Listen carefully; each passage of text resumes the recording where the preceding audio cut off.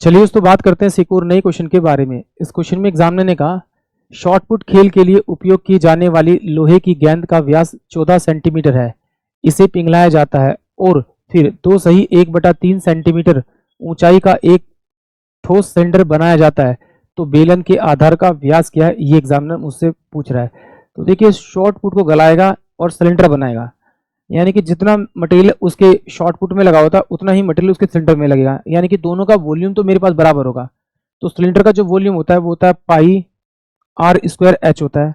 तो short put का जो वॉल्यूम होगा वो 4/3 पाई आर और क्यूब होगा। इस पाई से तो मैं पाई को उड़ा देता हूँ और मुझे क्या चाहिए, इसकी त्रिज्या चाहिए। अब एग्जामिनर ने क्या कहा कि लोहे की गेंद की जो व्यास है वो कितना है आपका 14 सेंटीमीटर। तो आधा करूंगा तो त्रिज्या आ जाएगी 7 सेंटीमीटर, यानी कि मैं इसे लिखता हूँ 4/3 इंटू में 7 इंटू में 7 इंटू में 7। ये बराबर होगा किसके वॉल्यूम, इसके वॉल्यूम के बराबर होगा, किसके, सिलेंडर के वॉल्यूम के बराबर होगा।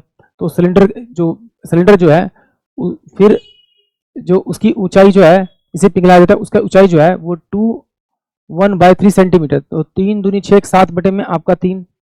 तो इसकी ऊंचाई क्या होगी, आर का स्क्वायर इंटू में कितना हो जाएगा आपका, कितना हो जाएगा आपका 7 बटे में आपका कितना हो जाएगा 3 हो जाएगा। तो सिलेंडर का व्यास बताना है। तो ठीक है, इस 3 से ये 3 गया, इस 7 से ये 7 गया, आपका 7 गया। तो आर इजकल टू में कितना हो जाएगा, इधर जाके स्क्वायर रूट हो जाएगा। तो ये आ जाएगा आपका कितना, 7 दूनी 14 यानी 14 आ जाएगा, यानी कि इसकी त्रिज्या आ गई आपकी 14। तो आप डबल कर दीजिए तो 28 क्या आएगा, इसका आंसर आएगा। यानी कि ऑप्शन जो मेरे पास में बी होगा वो इस क्वेश्चन के लिए करेक्ट आंसर होगा। एक बार फिर देख लेते हैं। ये मेरे पास में अगर सिलेंडर दे रखा था एग्जामिनर ने और मैंने माना कि भाई इसकी रेडियस मेरे पास आर है और इसकी ऊंचाई एच है, तो पाई आर स्क्वायर एच इसका वॉल्यूम होगा। इसको बनाया गया एक शॉर्ट पुट को पिघलाकर, इसकी रेडियस मैंने मानी आर, तो इसका वॉल्यूम होता है 4/3 पाई आर और क्यूब।